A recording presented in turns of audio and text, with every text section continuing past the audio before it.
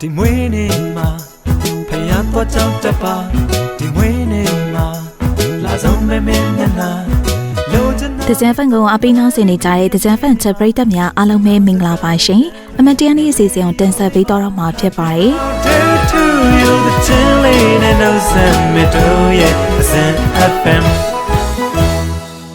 ပရိသတ်များရှင်အမတရားနေ့အစီအစဉ်ကနေပြီးတော့ပထမဆုံးအနေနဲ့ဆူတောင်းပေးရမယ့်မွေးနေ့ရှင်ကတော့ရန်ကုန်တောင်ဥက္ကလာမှာနေထိုင်တဲ့စောင်းဒီဇင်တန်ရဲ့14နှစ်ပြည့်မွေးနေ့အတွက်ကိုဆူတောင်းပေးရမှာဖြစ်ပါတယ်။စောင်းဒီဇင်တန်ရဲ့14နှစ်ပြည့်မွေးနေ့အတွက်ကိုတော့ရန်ကုန်တောင်ဥက္ကလာမှာနေထိုင်တဲ့ဖေဖေဦးဝင်းအောင်မမီတော်အေးအေးတွင်ညီမလေးဖြစ်တဲ့ဂျူးတန်စင်တန်တီတီမော်မော်တက်တဲ့တိမ့်တိမ့်ဖွေးဖွေးအညာသားအထည်ချုပ်ကထထနဲ့အမရီအားလုံးကနေဆူတောင်းပေးထားဖြစ်ပါတယ်ရှင်။ဆူတောင်းစကားလေးပြောပေးထားပါသေးရဲ့ဆူတောင်းစကားလေးကတော့ကျမ်းမာပျော်ရွှင်ပါစေပညာတတ်ကြီးဖြစ်ပါစေမိဘအားကိုးရတဲ့တမီးလိမ္မာလေးဖြစ်ပါစေဆိုပြီးတော့ချစ်ရတဲ့သူတွေကမွေးနေ့ဆူတောင်းစကားလေးပြောပေးထားတာဖြစ်ပါတယ်ရှင်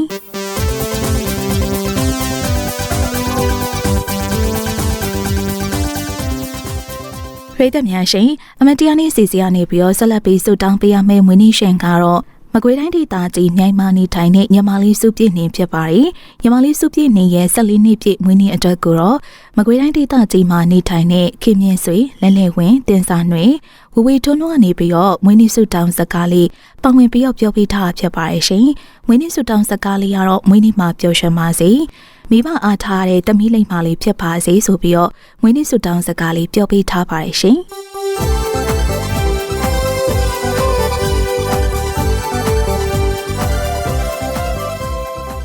ဒီတစ်ခါမှဆူတောင်းပေးရမယ့်မွေးနေ့ရှင်ကတော့စကိုင်းမှာနေထိုင်တဲ့မောင်ဟိမင်းထက်ရဲ့23နှစ်ပြည့်မွေးနေ့အတွက်ကိုဆူတောင်းပေးရမှာဖြစ်ပါတယ်။မောင်ဟိမင်းထက်ရဲ့23နှစ်ပြည့်မွေးနေ့အတွက်ကိုတော့မြိုင်မျိုးနယ်ဗရောက်ကန်ကျေးရွာမှာနေထိုင်တဲ့ဦးလေးဖြစ်တဲ့ဦးမင်းဆွေကမွေးနေ့ဆုမွန်ကောင်းလေးပန်ဝင်ပြီးတောင်းဆိုပေးထားဖြစ်ပါတယ်ရှင်။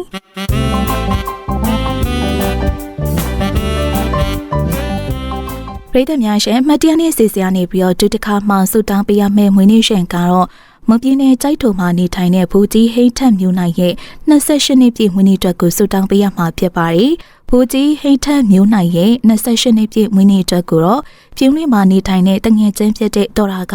မွေးနေ့ဆုမွန်ကောင်းလေးပါဝင်ပြီးတောင်းဆိုပေးထားတာဖြစ်ပါတယ်ရှင်။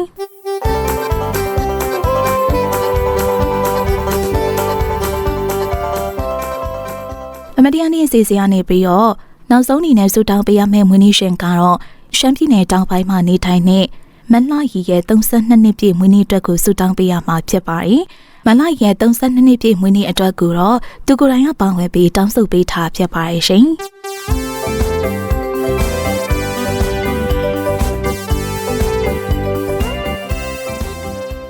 ပရိသတ်များရှင်အမတရားနေ့အစီအစဉ်ရဲ့ချစ်ချင်းအစီအစဉ်ကနေပရိသတ်တွေအားလုံးကိုပြန်လည်ပြီးတော့ကြိုဆိုလိုက်ပါတယ်။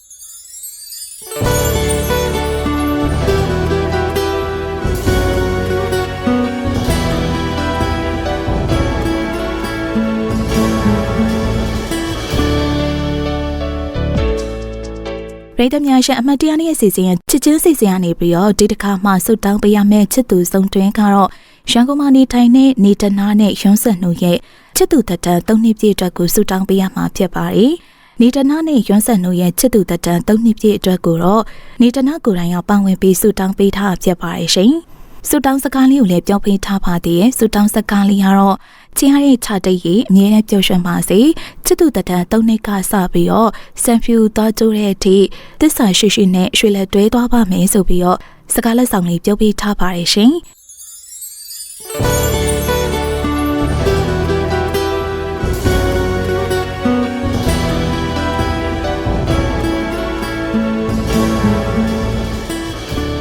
ပရိသတ်များရှင်ဒီကနေ့ရဲ့အမတ်တရားနေ့အစီအစဉ်ကိုတော့ရှုကတင်ဆက်ပေးခင်ရဖြစ်ပါတယ်။အမတ်တရားနေ့အစီအစဉ်မှာပါဝင်တောင်းဆိုခြင်းနဲ့ဆိုရင်တော့The Zen Fan ရဲ့ဖုန်းနံပါတ်ဖြစ်တဲ့3933633163မှာနေ့လယ်တနာရီကနေပြီးတော့2နာရီတွဲမှာပါဝင်ပြီးတောင်းဆိုလို့ရပါတယ်။ The Zen Fan ရဲ့ဖုန်းနံပါတ်ဖြစ်တဲ့3933633163မှာပါဝင်လို့ရတယ်လို့The Zen Fan Entertainment YouTube Channel မှာလည်း comment လေးပါဝင်ရေးသားပြီးတောင်းဆိုလို့ရပါတယ်ရှင်။ဟုတ်ကဲ့ပါရှင်နားဆင်အားပေးကြတဲ့ပရိသတ်များအားလုံးကိုလည်းကျေးဇူးတင်ပါတယ်ရှင်။